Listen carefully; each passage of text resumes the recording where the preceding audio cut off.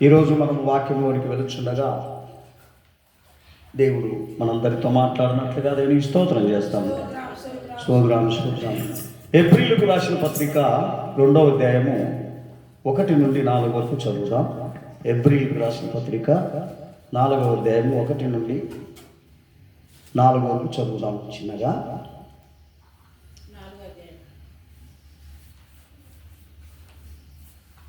2వ అధ్యాయము 1 నుండి 4 వరకు.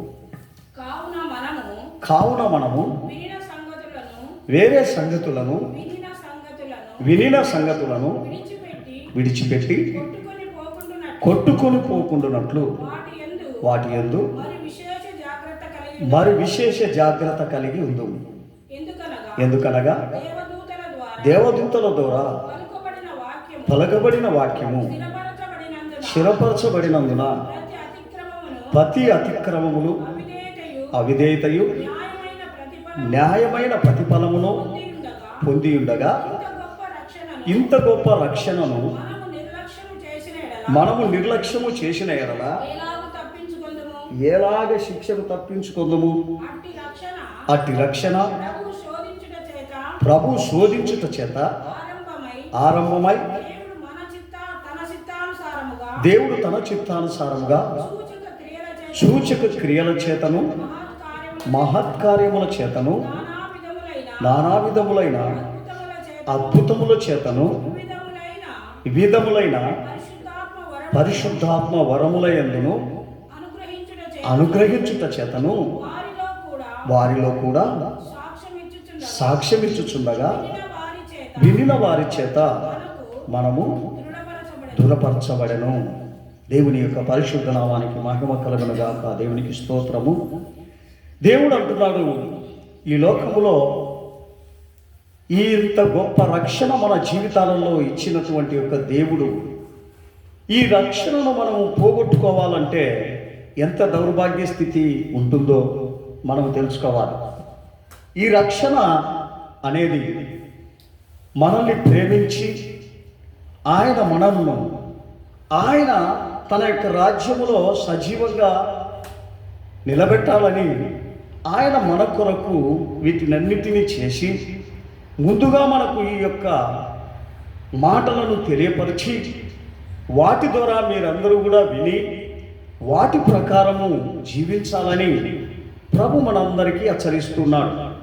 అందుకనే ఇంత రక్షణ నీ ముందర ఉండగా నువ్వు ఇంకా పాప జీవితంలోనే ఉంటే ఎంత దౌర్భాగ్య స్థితి అని ప్రభు మనల్ని ఈ వాక్యముల చేత హెచ్చరిస్తున్నాడు. అదే 3వ అధ్యాయము 7 నుండి 19 వరకు చదువుదాం. 7 నుండి 19 వరకు చిన్నగా చదువుదాం. మరియు పరిశుద్ధాత్మ ఇట్లు చెప్పుచున్నాడు, నేడు మీరు ఆయన శబ్దమును వినిన ఎడల అరణ్యములో శోధన దినమందు కోపము పుట్టించిన వలె మీ హృదయములను కఠినపరచకుడి. నా కార్యములను చూచి మీ పితరులు నన్ను పరీక్షించి శోధించిరి. కావున నేను ఆ తరము వారి వలన విసికి వీరు ఎల్లప్పుడూ తమ హృదయ ఆలోచనలో తప్పిపోవచ్చున్నారు, నా మార్గములను తెలుసుకొనలేదు గనుక నేను కోపముతో ప్రమాణము చేసినట్లు వారు నా విశ్రాంతిలో ప్రవేశింపరని చెప్పితిని. సహోదరులారా, జీవము గల దేవుని విడిచిపోవునట్టి విశ్వాసము లేని బెస్ట్ హృదయము మీలో ఎవరినందైనను ఒకవేళ ఉండునేమో జాగ్రత్తగా చూసుకొనుడి. నేడు మీరు ఆయన శబ్దమును వినిన ఎడల కోపము పుట్టించువలే మీ హృదయములను కఠినపరచుకొనుకొనుడని ఆయన వారితో చెప్పాను. గనక పాపం వలన కలుగు భ్రమ చేత మీలో ఎవడును కఠినపరచబడకుండునట్లు నేడు అనబడు సమయం ఉండగానే ప్రతి దినమును ఒకరికొకరు బుద్ధి చెప్పుకొనుడి. ఏలయనగా మొదటి నుండి మనకున్న దృఢ విశ్వాసము అంతము మటుకు గట్టిగా చేపట్టిన ఎడల క్రీస్తులో పాలివారమైందుము. విని కోపము పుట్టించిన వారెవరు?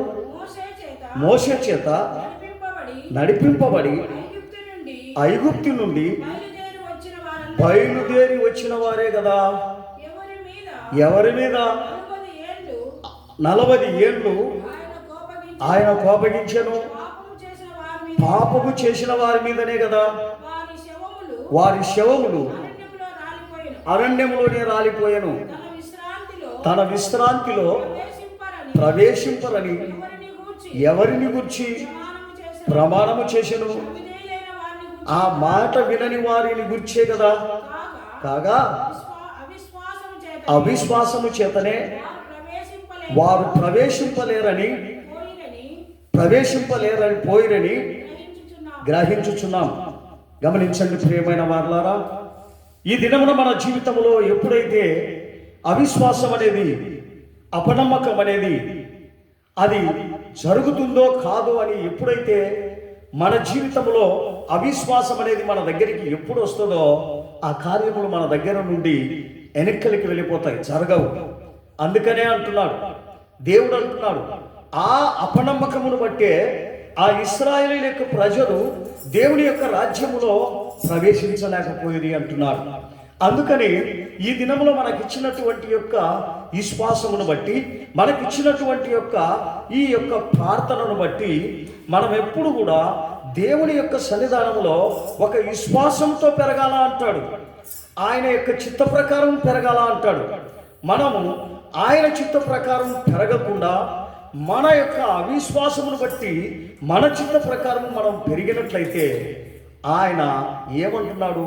వీరిని బట్టే కదా వీరికి శ్రమలు, వీరిని బట్టే కదా వీళ్ళకి ఆలస్యము, వీరిని బట్టే కదా వీళ్ళకి అనేకమైన తొందరలు, అనేకమైనటువంటి దరిద్రత, అనేకమైనటువంటి యొక్క మరణకరమైన స్థితి, ఈ యొక్క నిర్లక్ష్యం వలన వచ్చినటువంటి యొక్క ఆ స్వభావమును బట్టి ఈ కష్టాలు, ఈ బాధలన్నీ కూడా ఈ ఇశ్రాయేలు యొక్క ప్రజలకు దేవుని యొద్ద ఉన్నప్పుడే ఇవన్నీ వచ్చినాయంట. దేవునికి స్తోత్రం, హల్లెలూయా. గమనించండి, వారు వాళ్ళ ఇంట్లో లేరు, వాళ్ళ యొక్క పనులు చేసుకోలేదు, వాళ్ళ యొక్క మరి స్థావరాలలో ఉండి వాళ్ళు మరి అవిశ్వాసం పడలేదు. దేవునితోనే ఉన్నారు, దేవునితోనే నడుస్తున్నారు. కానీ వాళ్ళ జీవితాలలో గొడుగుడు సొనుగుడు, అనేకమైనటువంటి యొక్క దుష్ట స్వభావాలు వారిలో ఉన్నదాన్ని బట్టే వారు ఆయనతో కూడా ఆ కానాను దేశానికి పోలేకపోయిరని మనము వాక్యం హెచ్చరిస్తున్నారు. ఇప్పుడు ఆ అవిశ్వాసం, ఆ అపనమ్మకం మీలో ఎవరిలో కూడా లేకుండా చేసుకోవాలని ప్రభు సెలవిస్తున్నాడండి. ఆ విశ్వాసం, ఆ అవిశ్వాసం, ఆ అపనమ్మకం ఇప్పటికీ మన దగ్గర ఉన్నట్లయితే మనం ఇంకా దేవునిలో ఎదగలేమండి. అనేకమైనటువంటి బాధలు, కష్టాలు, ఇరుకులు, ఇబ్బందులు మనల్ని చుట్టుముడతాయి. ఎవరిని బట్టి? మనల్ని బట్టి అంటున్నాడు. దేవునికి స్తోత్రం, హల్లెలూయా. అది హెబ్రీయులకు రాసిన పత్రిక 6వ అధ్యాయము 1 నుండి 8 వరకు చదువుదాం. 1 నుండి హెబ్రీయులకు రాసిన పత్రిక 6వ అధ్యాయము 1 నుండి 8 వరకు చదువుదాం. కాబట్టి ఏమంటున్నాడంటే, నిర్జీవ క్రియలంటే పాత క్రియలను విడిచి మారు మనసు పొందుటయు, దేవుని యందలి విశ్వాసమును, బాప్తిసములను గూర్చిన బోధయు, హస్తనిస్థాపనయు, మృతుల పునరుత్థానముయు, నిత్యమైన తీర్పును అను పునాది మరలా వేయక, అంటే చేసిన దానినే చేస్తూ, ఆ అనిన దానినే అంటూ, కొట్లాడిన దానినే కొట్లాడుతూ, పెరుకులాడిన దానినే పొద్దచ్చం పెరుకులాడుతూ అదే మాట పదే పదే అనడము, ఇటువంటి యొక్క పదే పదే అటువంటి మూలోపదేశము మనము మానాలా అంటాడు. కొందరైతే ఏదో ఒక తప్పు చేసినప్పుడు దానే పట్టుకొని సాధిస్తూ దానే అంటూ ఉంటారు అనమాట. ఇది చేస్తే ఇందును బట్టి మనకు దరిద్రత, ఇది చేస్తే ఇందును బట్టి మనకి ఈ బాధలు, ఇటువంటి అన్ని అనకూడదు అంటారు. అది పదే పదే వేయకూడదు అంటాడు. మనకు ఒకసారి జరిగింది, అది విడిచిపెట్టి మనము జీవించాలా అని దేవుడు సెలవిస్తున్నాడు. తర్వాత దేవుడు సెలవిచ్చిన ఎడలా మనం అలాగ చేయదము. ఒకసారి వెలిగింపబడి పరలోక సంబంధమైన వరమును రుచి చూచి పరిశుద్ధాత్మలో పాలివారమై దేవుని దివ్యవాక్యమును రాబో యుగ సంబంధమైన శక్తుల ప్రభావమును అనుభవించిన తర్వాత తప్పిపోయిన వారు తమ విషయములో దేవుని కుమారుని మరలా శిలువ వేస్తున్నారు. ఆర్భాటముగా తెలిసినట్లుగా ఆయనను మరలా శిలువ వేస్తున్నాం మనం తప్పిపోయి గనుక మారు మనసు పొందినట్లు అట్టి వారిని మరలా నూతన పరచుట అసాధ్యము. దేవునికి స్తోత్రము. గమనించండి, చెడిపోయిన మనిషిని నూతన పరచడానికి అసాధ్యం అని దేవుడు సెలవిస్తున్నాడు. అందును బట్టి ఆయన అంటున్నాడు, మనం జీవించేటువంటి జీవితము జాగ్రత్తగా, తప్పు చేయకుండా, అన్యాయం అక్రమములో మనము పాలివారం కాకుండానట్లు, ఏ అవిశ్వాసమైన జీవితంలో కనబడకుండా మనం జాగ్రత్తగా ఆ విశ్వాస జీవితాన్ని కొనసాగించాలా అని చెప్తున్నాడు. అటువంటి యొక్క విశ్వాస జీవితాన్ని మనం కొనసాగించలేకపోయినట్లయితే మనం ఏమిటికి ప్రయోజనం వస్తాం ఈ లోకంలో? గమనించండి. మరి ఊరికే దేవుని యొక్క సన్నిధానంలో కనబడితే మనం సరిపోతామా? మన జీవితమే మనము దేవుని యొక్క బిడ్డలుగా మార్చబడాలని, మనము దేవుని యందే జీవించాలని, దేవునితోనే నడచాలని, దేవునితోనే మన యొక్క ప్రాణమంతా కూడా, మన యొక్క ప్రయాసమంతా కూడా దేవునితోనే జీవించాలని దేవుడు సెలవిస్తున్నాడే కానీ మనతో పాటి మనల్ని మనము జీవించుకుంటూ, మనము తప్పు చేస్తూ, దేవునికి విరుద్ధమైనటువంటి యొక్క జీవితం చేస్తూ జీవించమని దేవుడు ఏమాత్రము చెప్పలేదండి.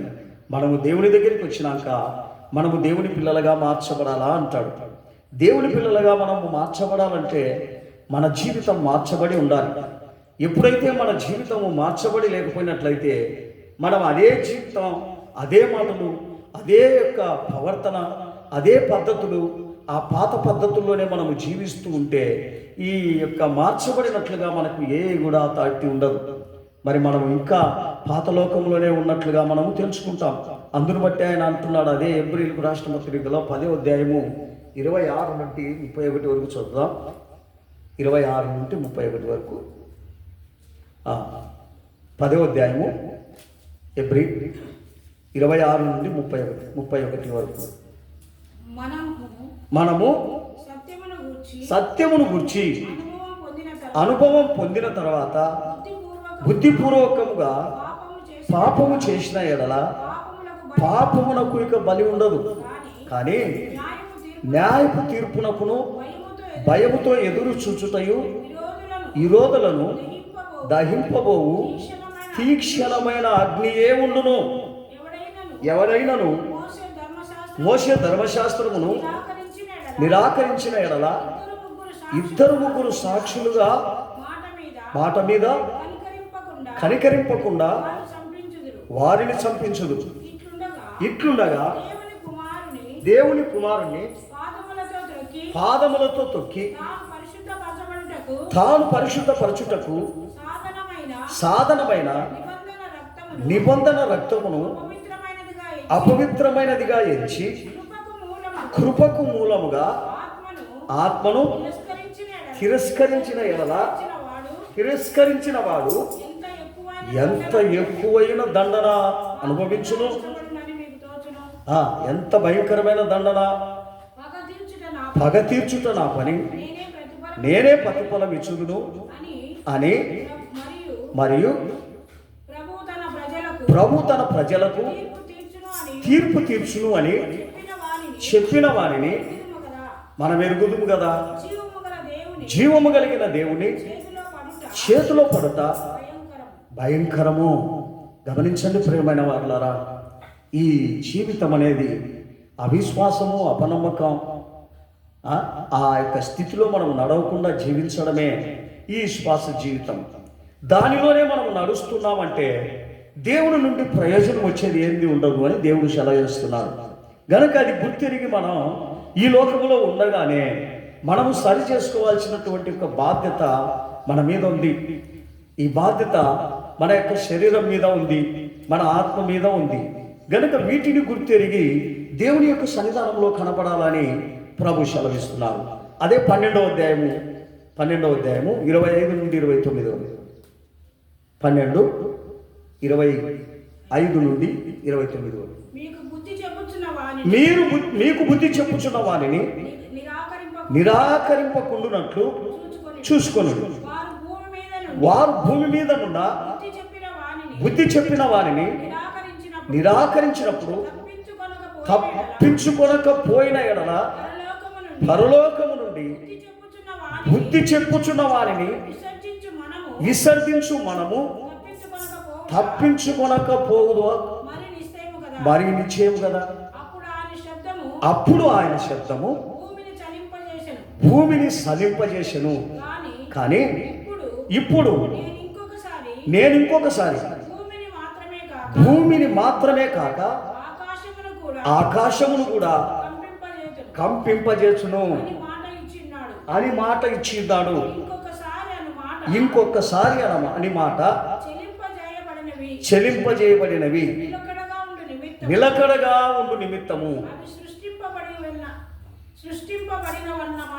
అవి సృష్టింపబడినటువంటి యొక్క మట్టుకు చెల్లింపజేయబడినవి, పొత్తిగా తీసివేయబడినని అర్థమిచ్చుచున్నది.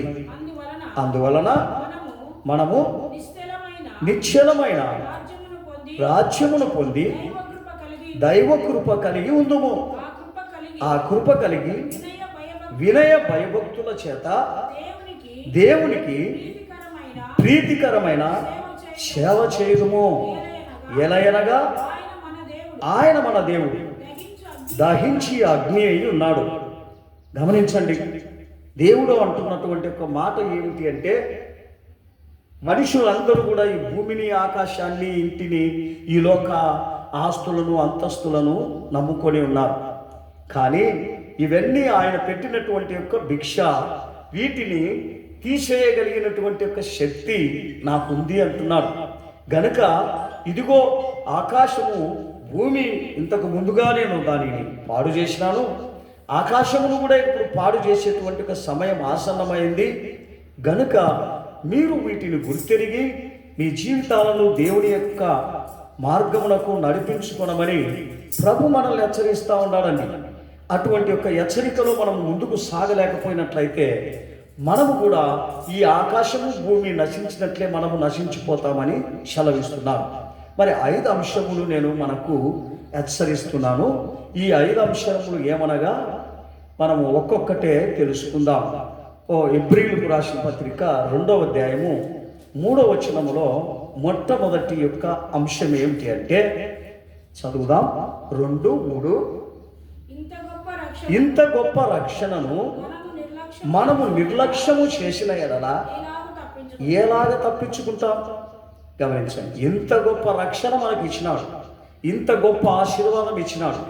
వీటిని మనం పొందకుండా మనము విడిచిపెట్టినట్లయితే మనల్ని ఎవరు రక్షిస్తారు? మనల్ని ఎవరు కాపాడుతారు? ఎవరు మనల్ని మరి ముందుకు నడిపిస్తాడు? రెండవదిగా ఆయన ఏం చెప్తున్నాడంటే, అదే 3వ అధ్యాయము 12వ వచనము చదువుదాం. 12వ వచనం, సహోదరులారా, జీవము కలిగిన దేవుణ్ణి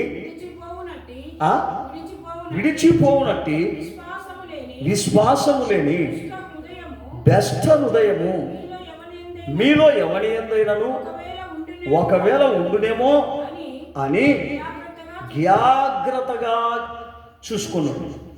ఏమంటున్నాడు? ఈయనను విడిచిపెట్టిపోయే బెస్ట హృదయం మీలో ఎవరిలో ఉండునేమో జాగ్రత్తగా చూసుకోండి అంటాడు. విడిచిపెట్టి మనం పోయినట్లయితే ఎంత భయంకరమైనటువంటి ఒక శిక్ష ఉంటుంది, ఎంత భయంకరమైనటువంటి ఒక మన స్థితి ఉంటుందో మనం తెలుసుకోవాలి. 19వ వచనం అదే కాగా అవిశ్వాసము చేతనే వారు ప్రవేశింపరని గ్రహించుచున్నాం. ఈరోజు మనందరం కూడా అవిశ్వాసము చేతనే మనం ఎక్కడ ప్రవేశించము అంటున్నాడు, దేవుని యొక్క రాజ్యంలోనికి ప్రవేశించలేము అంటాడు. అందుకని ఎక్కడ చూసినా మనలో అవిశ్వాసము అపనమ్మకం అనేది రాకూడదు అంటాడు. అది వచ్చిన ఎడల మన జీవితం ఏమైపోతుంది, పాడైపోతుంది, అందులో మనం ప్రవేశించలేము అంటాడు. మరి మూడోది ఏం చెప్తున్నాడంటే ఎబ్రిల్కు రాసిన పత్రిక 6:6లో ఆయన మనకి హెచ్చరిక చేస్తూ ఉన్నాడు. ఈ హెచ్చరికలన్నీ కూడా మన జీవితాన్ని మార్చుకోవాలనే, మన పద్ధతులు మార్చుకోవాలనే, మన మొండితనాన్ని మార్చుకోవాలనే, మన యొక్క దేవునికి విరుద్ధమైన కార్యాలన్నిటినీ తీసేయాలనే దేవుడు మనకు హెచ్చరిస్తున్నాడు. 6:6 దేవుని దివ్యవాక్యమును రాబో యుగ సంబంధమైన శక్తుల ప్రభావమును అనుభవించిన తర్వాత తప్పిపోయిన వారు తమ విషయములో దేవుని కుమారుని మరలా శిలువ వేస్తున్నారంట. బార్పాటముగా ఆయనను అవమానపరుస్తూ ఉన్నామంటున్నాడు. గనుక మారు మనసు పొందుట అట్టి వారిని మరలా నూతన పరచుట అసాధ్యము. గమనించండి, దేవుడు ఫలించే వారిని గురించి చెప్తున్నాడు, ఫలించని వారిని గురించి చెప్తా ఉన్నాడు. మనం అవిశ్వాసము, అపనమ్మకము ఇవి ఎప్పుడైతే మన జీవితాలలో నిండుగా ఉన్నట్లయితే మనం ఎక్కడికి చేరలేమని దేవుడు సెలవిస్తున్నాడు. ఆయన దగ్గరికి చేరలేము, ఆయన ఆశీర్వాదములు పొందలేము, ఆయన మార్గాన్ని కూడా కనుక్కోలేము అంటున్నాడు. అటువంటి యొక్క స్థితి మనకు ఉండునేమో మీ యొక్క శరీరములో చూసుకోనుడి అంటాడు. మనమేమనుకుంటాం, దేవుడు అన్నీ ఇవ్వాలా, అన్నీ మనల్ని ఆశీర్వదించాలా అని మనం అనుకుంటాం. దేవుడు అంటాడు, ఓ పిచ్చోడా, ఈ లోకములో నిన్ను ఆశీర్వదించినట్లయితే నాకు దూరం అయిపోతావు. గనక ఈ లోకములో నీకు ఆశీర్వాదం కాదు కావాల్సింది, నీతి కావాలా, నిజాయితీ కావాలా, యథార్థత కావాలా, మంచితనం కావాలా, వీటిని సంపాదన చేయంటాడు. కానీ లోకంలో ఉన్నటువంటి మనుషులందరూ కూడా వీటిని కాదు ఎతుకుతూ ఉండేది. ఏంటంటే ఆస్తి అంతస్తులు ఎతుకుతూ ఉన్నారు.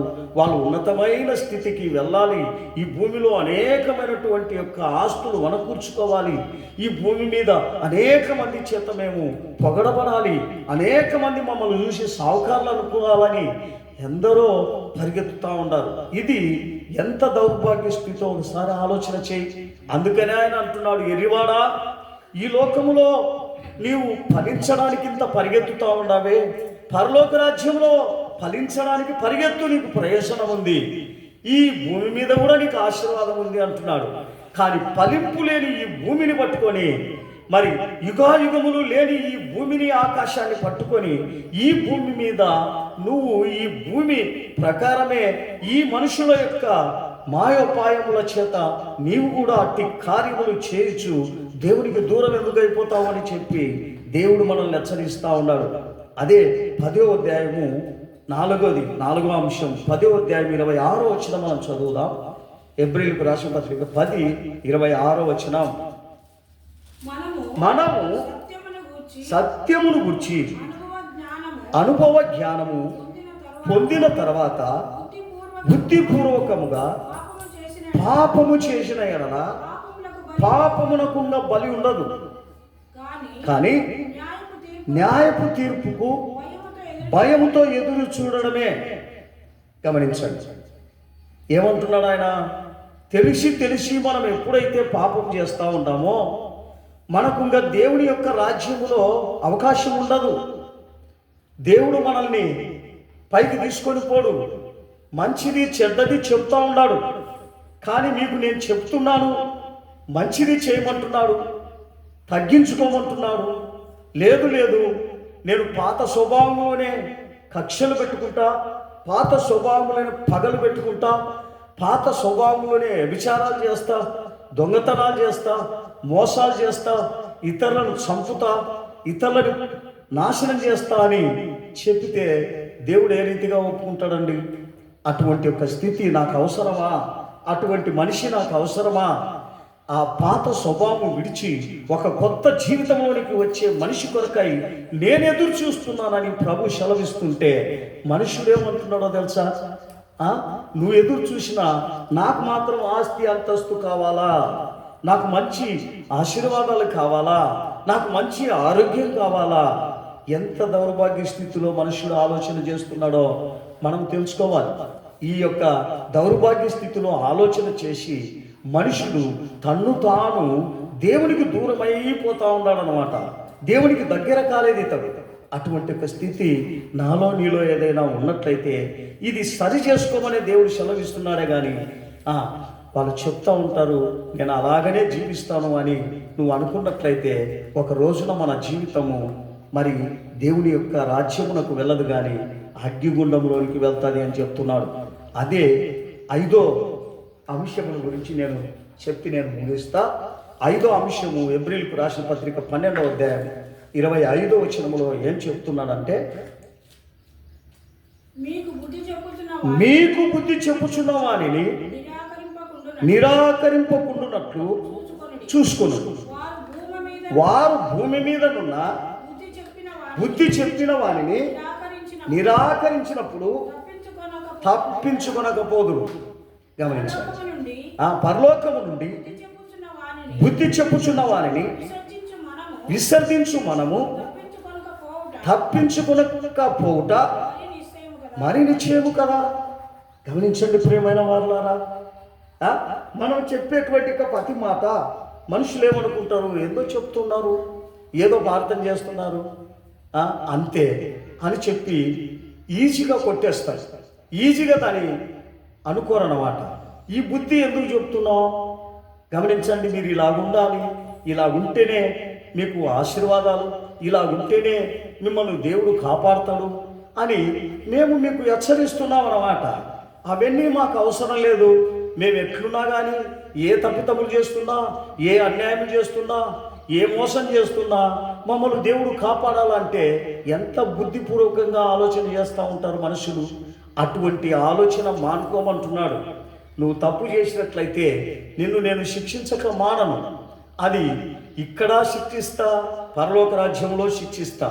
నువ్వు అనుకుంటున్నావేమో ఈడ జీవం ఉంది, నా ఆలోచన ప్రకారం, నా యోచన ప్రకారం, నాకు తోచినట్ల నేను జీవిస్తాను అని నువ్వు అనుకుంటే అది మన మూర్ఖత్వమే. కానీ మనకు ఒక తీర్పరుడు ఉండాడు, మనల్ని తీర్పు తీర్చే ముగ్గురు ఉండారు అని చెప్పేసి మనము జాగ్రత్తగా చూసుకోవాలా అంటాడు. ఒకటి మరి గమనించండి, పైన దేవుడు, రెండోది మరి దేవునికి మనకు మధ్యలో ఉండేటువంటి యొక్క యేసు ప్రభు కూడా తీర్పు తీరుస్తాడు ఒక రోజున. తర్వాత మరి మూడో ఆయన మనతో కూడా ఉన్నాడు కాపురం చేస్తూ మన యొక్క హృదయాలలో. ఆయన కూడా మనకు తీర్పు తీర్చాడు. ఎప్పుడు తీర్పు తీరుస్తాడు? గమనించండి ప్రియమైన వారులారా, మరి మనం తర్వాత చనిపోయిన తర్వాత ఈమె నా ఇష్ట ప్రకారం ఆమె హృదయంలోనే ఉన్నా, ఆయన హృదయంలోనే ఉన్నా, ఆయన నాకు చోటు ఇవ్వలేదు, ఆయన నా మాట వినలేదు, ఆయన నా యొక్క కార్యాలు, నేను చెప్పే ప్రతి వాక్యమును ఏమాత్రము అంగీకరించకుండా విసర్జించినాడు అని చెప్పి ఆయన కూడా మనకు తీర్పులో సాక్ష్యం చెప్తాడు. ఇటువంటి యొక్క సాక్ష్యాలు మనకు ఉండగా మనము దేవుణ్ణి విడిచి ఇంత గొప్ప సాక్షి సమూహము మనకు ఉండగా ఈ భూమి మీద విశ్వాసం అని చెప్పుకునే మనం అందరికీ ప్రేమను చూపిస్తూ, అందరికీ దయాలత్వమును చూపిస్తూ, అందరికీ మంచితనమును చూపిస్తూ, ఎవరికి కొరగాని రీతిగా లేకుండా ఎదుటి మనుషులకు మనము ఏ రీతిగా మనము బాధ పెట్టకుండా జీవించడమే మన జీవితం అండి. అందుకొరకే నిన్ను నన్ను దేవుడు ఒక విశ్వాసిగా పిలిచినాడు. ఆ విశ్వాస జీవితంలో ముందుకు సాగమని నిన్ను నన్ను అడుగుతున్నాడు. దేవుని వాక్యము దీవించునుగాక. దేవునికి స్తోత్రము.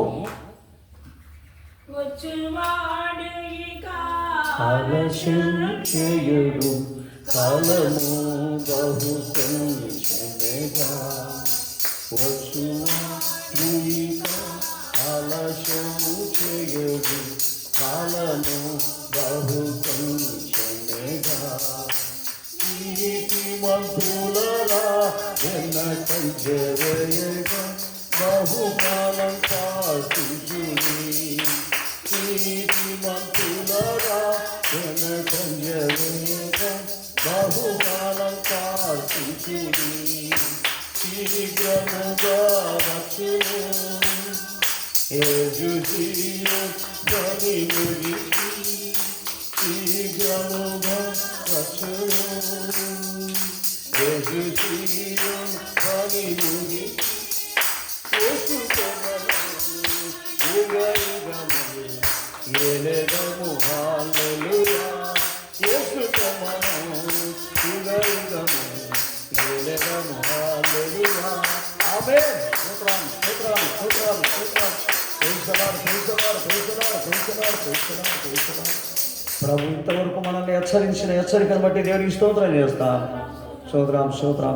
చిన్న ప్రార్థన చేసుకుందాం. పరిశుద్ధుడు అయిన దేవా, ఇదిగో నా తల్లి చివరి దినాలలో ఉన్నాం ప్రభా. అవును ప్రభా, అవిశ్వాసమున వచ్చేటువంటి ఒక బాధలే ఇవి అని ప్రభా మీరు సెలవిస్తున్నారు.